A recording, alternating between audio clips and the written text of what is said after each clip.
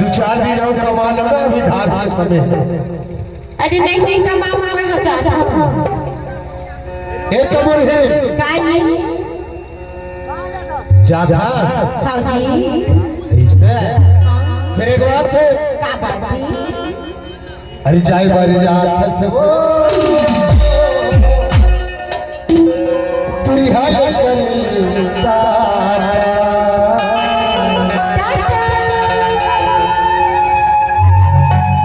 ईमान से जावे सुनता रखे रही।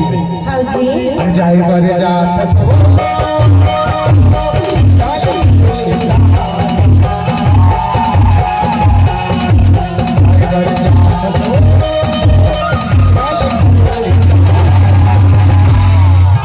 जी सारी बात। हाँ जी बताओ। अब बड़ मेरा हो गई ही राज अमन ने इसे कहते हो।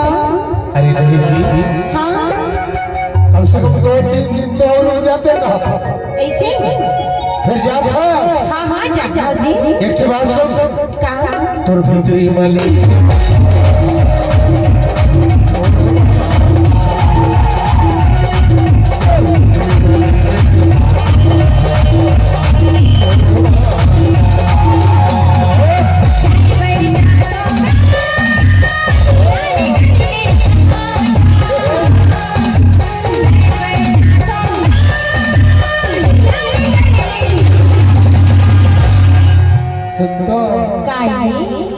ईमान से बोला ना टाटा करेगा शौक नहीं है कावर तक भर भर से फिर बता बताओ हाँ हाँ मोरी बीमारी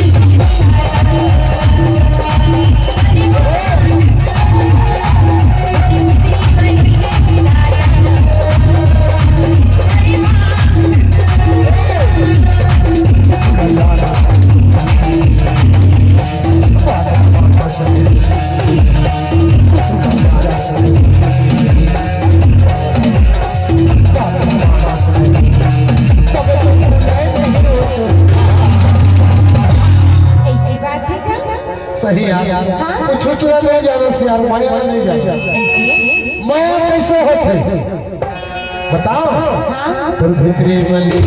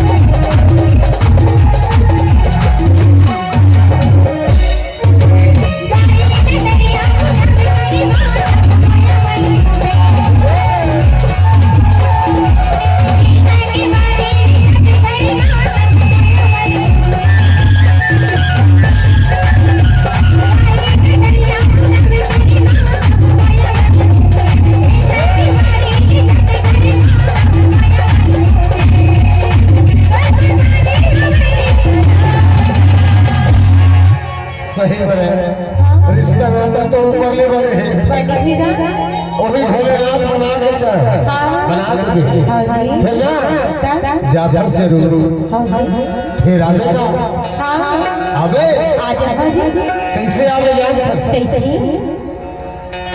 तय पूछत आगे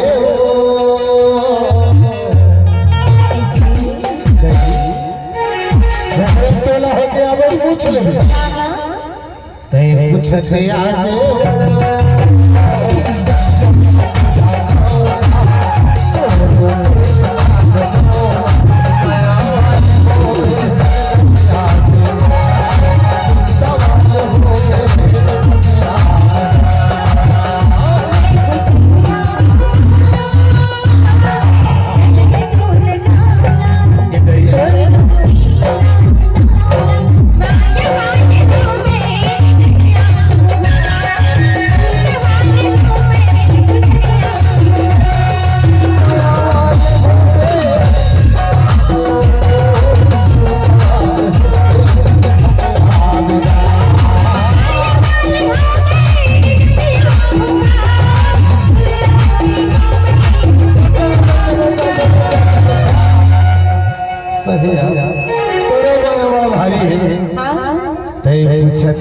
रे